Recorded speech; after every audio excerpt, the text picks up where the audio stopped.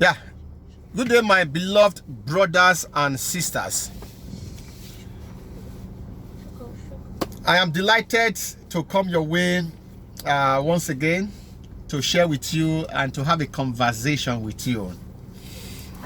My name is Azemobor Gregory, and by the grace of God, I am the chief servant of the Voice of Divine Truth International Outreach, and also the president and founder of Azemobor Gregory Foundation.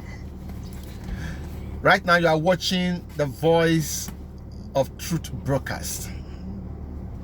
Recently, I started a teaching series that focuses on exploring the nature of the human mind, and of course educating us on the power of the mind, the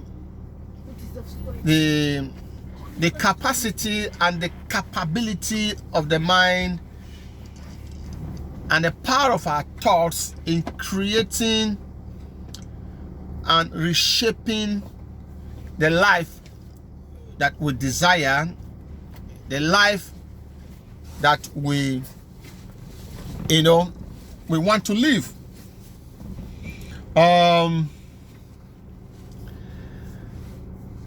Today I am going to be speaking on a topic that I titled "You Are a Human Magnet." You are a human magnet.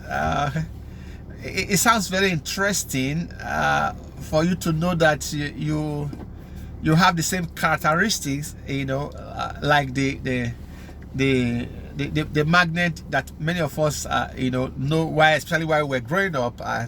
I used to play a lot with magnet, and oftentimes I was always fascinated by the way the magnet attracts mental objects, especially pieces of nails, and I used to play a lot with it, and many of us can connect with it. I used to wonder what were the peculiar property, what the peculiar properties that enables the magnet to attract metal objects. I used to figure it out in my infantile mind, and it was interesting then. But I would like to connect that experience to the way we humans, the way we are designed to operate. Ladies and gentlemen, whether you know it or not, you are a human magnet. You literally attract to your life the people, ideas, situation, and circumstances that are in harmony, that are in congruence with your dominant thoughts. In other words, whatever thought that you dwell on in your conscious mind will eventually create the experience that you have in the material world. Wow.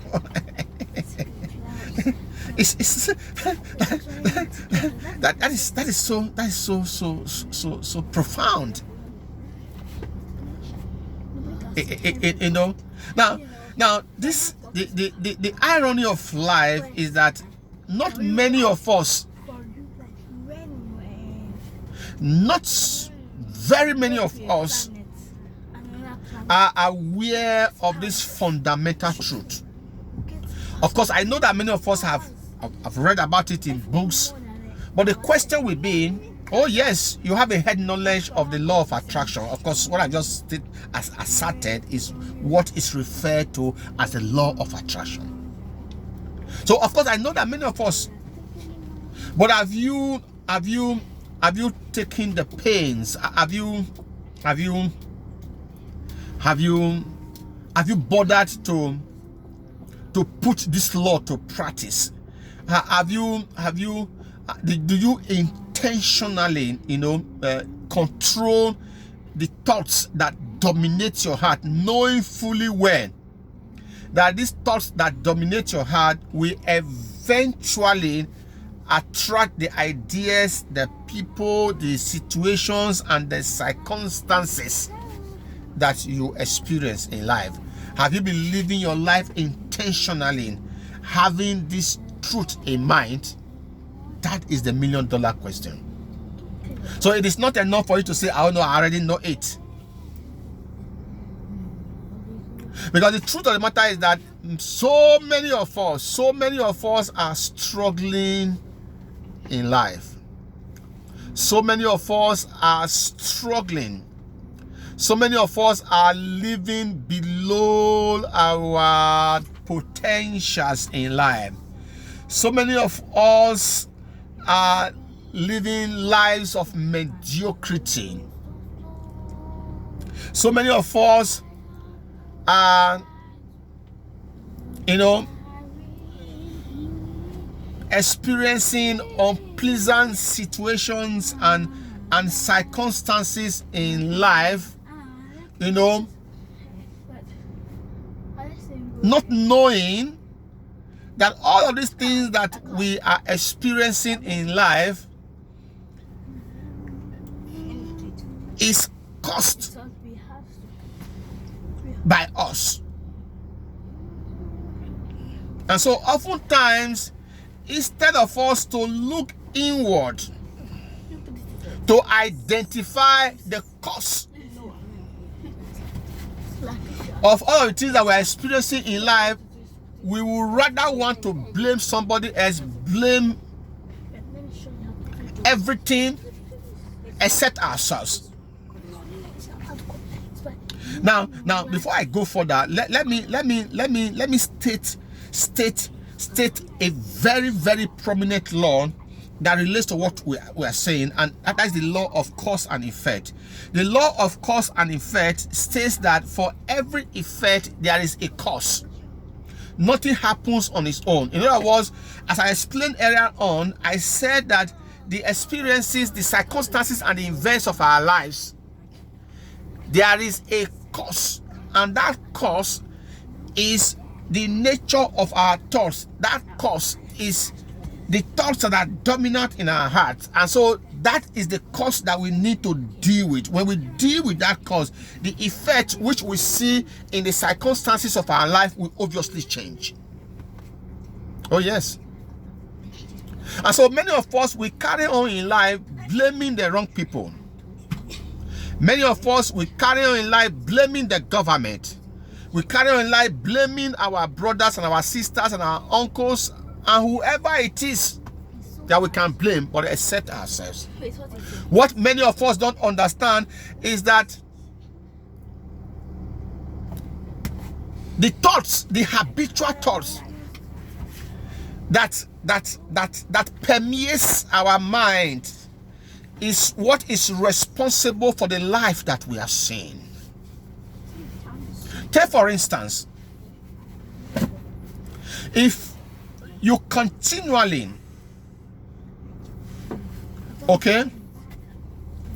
saturate your mind with thoughts of lack, there is no prayer, there is no magic that will create prosperity for you. It's not possible. And of course, that is what many of us that go to prayer houses and go to religious homes, praying and believing God for financial breakthrough, we end up becoming broke year in and year out. The reason is that we don't understand the workings of this law of attraction. We don't understand that the cause, the causative factor, which is the nature of our thought that we need to change, is responsible for the experiences of lack, deprivation, and poverty that we experience. So we don't understand. So we believe that we need to constantly make supplication, praying, to God, so that our lives will miraculously change. But God is saying, look, I have already given you the power to change your life, the power to create the kind of life that you need. Ladies and gentlemen, what you don't realize is that as humans, we have resident in the inside of us creative abilities to deliver into our hands the kind of life that we desire, the life of our abundance. That's what we don't understand. And so in understanding the truth that you are a human magnet, you need to understand the operations of the law of attraction. Like that's just what I've just stated. That you are a human magnet. You attract into your life the people, the ideas, the situations, and the circumstances that beset your life or that bedevil your life. Now, let me say this. This law of attraction, just like every other natural law, the law of attraction operates with mathematical precision. I mean, with certainty. It's ineffable. It's unchangeable. The law of attraction does not discriminate. It applies to everybody. Okay? And so what it means is that many of us, unconsciously, we are attracting into our lives what is consistent, what is in harmony, what is in congruence with the dominant thoughts that we harbor in our mind. Now, if your thoughts are positive, you are going to experience positive circumstances. You're going to have positive experience. Now, in a similar way, if your thought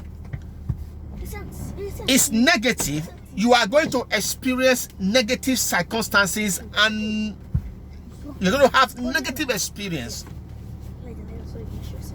Now, for many of us that have the challenge that have financial challenge, that are desiring to live a life of prosperity, a life of abundance, what many of us don't understand is that to attract wealth into our lives is not a function. It's not entirely a function. I'm not saying your skin, I mean your attitude to work, I mean your managerial skill or whatever. It's not important, but it's not entirely a function. Okay, people are not attracting wealth. People are not worthy because they are so smart. They are not worthy because they are so intelligent. They are not worthy because they can work very hard. Many people that are worthy are people who understand this law of attraction. They are people who understand the operations of this law of attraction. And so what they do, in addition to the skill that they have, in addition to the intelligence that they have, they infuse their mind with positive thinking. They constantly occupy their mind with thoughts of abundance, prosperity. They use the power of their imagination. They see themselves driving the kind of cars that they want to drive. They see themselves living in the kind of houses that they want to live. And so over time, they allow this thought of affluence to permeate their thinking, They intentionally manage their thought processes. They don't allow thoughts of lack to dwell in their mind. They constantly dwell on abundance. And so over time, they attract into their lives the things that they desire, the luxury that they desire, the affluence that they desire. And so contrary, the poor person too don't understand the workings of this principle, the workings of this law of attraction. And so the poor man is constantly besetted with the situations and the circumstances that surround him. He's bothered, he's anxious about the bills to pay. He's bothered about the next house rent that he's going to pay. His mind is induced with fear when the school session is about to start and he's going to pay school fees. Every day in the morning he wakes up, he's afraid of what he's going to eat. I mean, how can he put food on the table for the children and the family to eat? And so he's constantly haunted by the fear of lack. And so what he doesn't understand is that these thoughts that he holds in his heart is what is constantly creating the lack that he experiences. And so over time, he begins to live in a vicious cycle of poverty. And so he's struggling for survival. He's living from hand to mouth. And so he does not even consider in his heart that he can own the good things of life. Ladies and gentlemen, that is just the way it is.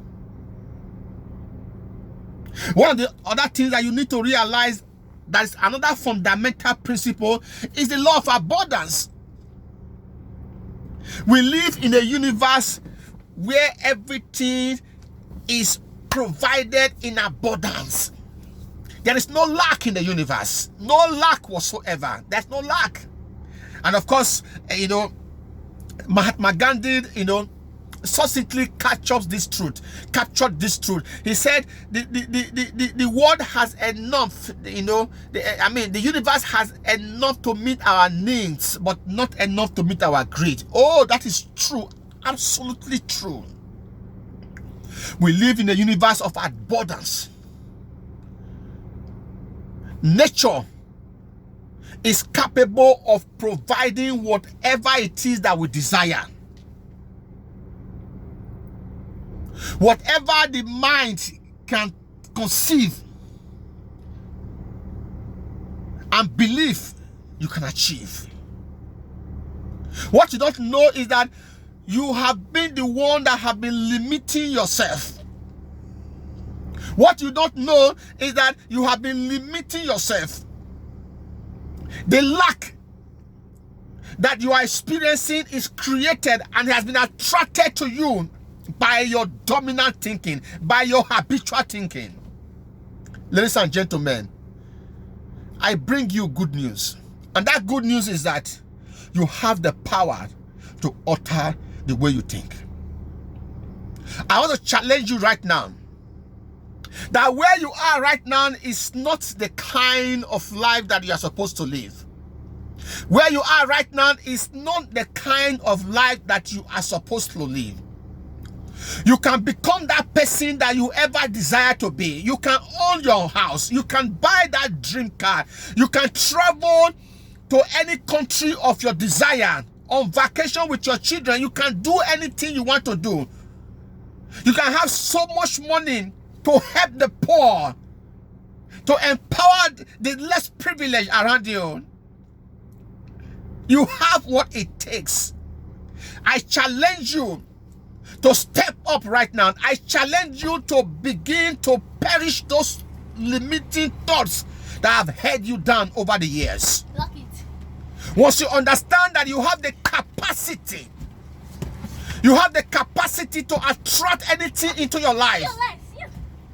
When you understand that where you are right now, whatever experiences that you have right now, they were attracted to you by yourself. And you can also change everything right now by yourself. Thank you so much. I hope you are blessed. I hope somebody has been inspired. I hope you would make up your mind to begin to change the way you think right now, so that you begin to attract to yourself good things of life. Attract to yourself the people that you want in your life. Attract to yourself positive events and circumstances that you desire in life. Thank you so much. Please do me a favor, share this video. I am going to be doing all of this because I know that somebody is going to be set free. It is your time, your set time to be free. Thank you so much. My name is Azemobor Gregory. Thank you for listening. Thank you. God bless.